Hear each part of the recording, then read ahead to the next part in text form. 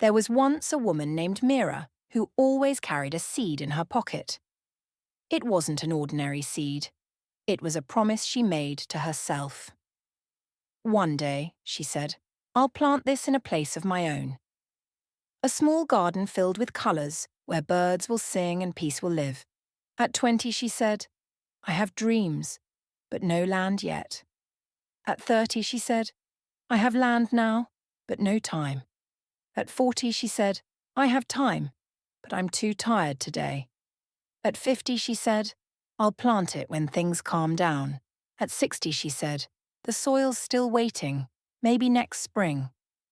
And at 70, she held that same seed in her wrinkled palm and whispered, I thought I'd have more springs.